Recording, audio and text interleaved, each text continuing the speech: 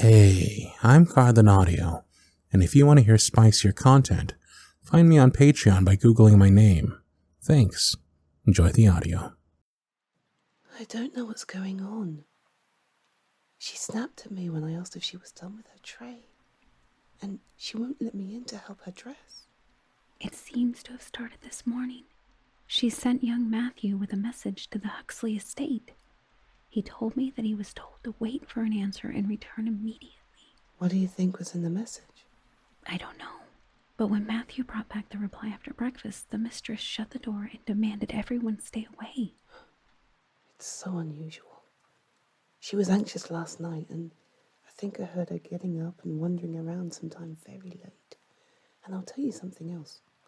What are you both doing? There is a great deal to do in this house. I believe the mistress will have finished her breakfast by now. She will need help preparing for the day, so would you please both explain yourselves? Excuse us, Mr. Cardlin. We were only... We're worried about the mistress. She hasn't come out of the study all morning. Indeed. You both spoke of a message. Yes, Cardlin. She sent a message to Huxley this morning. Whatever was in that message, it was upsetting to the mistress. Very well. I'll speak to the mistress myself. Both of you, go about your duties. Do as the mistress has asked and leave her in peace. And please, do not speak any more of this. Yes, sir.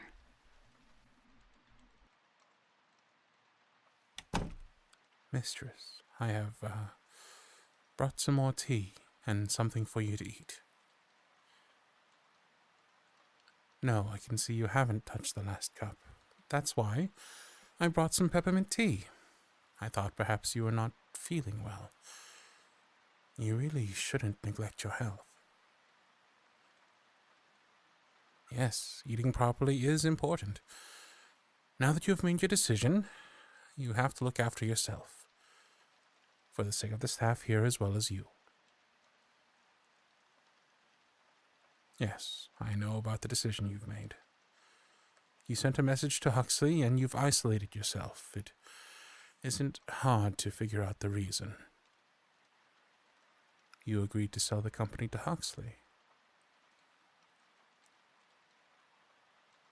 Madam, you know I would never speak ill of your decisions in front of the staff, and when all things are taken into account, I do not believe your decision is an ill one. As I see it, you've done what you believe to be best now, given the circumstances. And, if I may say, the alternative was completely unacceptable. The thought of that man... Well, I shall not even think about it now. The selling of 90% of the company's holdings and mines was the only thing left to you. You did all you could. And the money we have been promised will more than cover the expenses needed for repairs around the estate. I see how troubled you are, mistress. The business left to you by your parents, heaven rest their souls, has been given to someone you and I both know will not treat it with the same concern and care that your parents wish to have for it.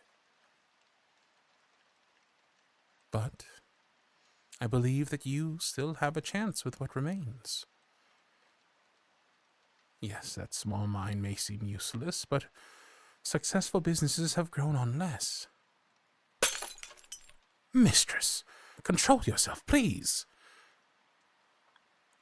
What will the staff think? Up to now, they haven't known the extent of the business's failings, and I believe that is best.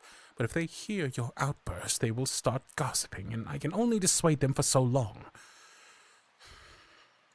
Of course, I'm not saying that you need not be angry, but you have an image to maintain. Your position in your class as mistress of this household and as the owner of what remains of your business ventures dictate that you cannot act like a child. Not here, anyway. Little miss, My position as your butler and the head of the household gives me a certain outlook on life. But even I have not learned on my own. When I was younger, first starting in service, I felt that I was deserving of more than my station would ever offer. My intelligence, my ambition.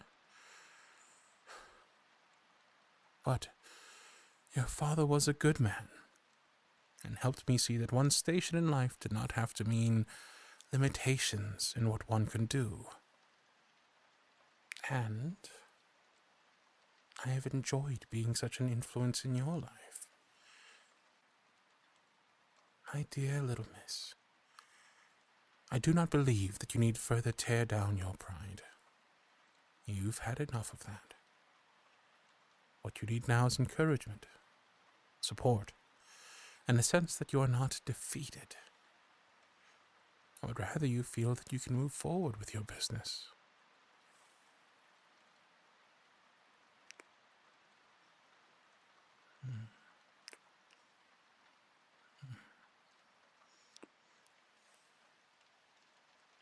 You don't need sternness and control now. Let me show you gentleness and help you rebuild what you need to begin again.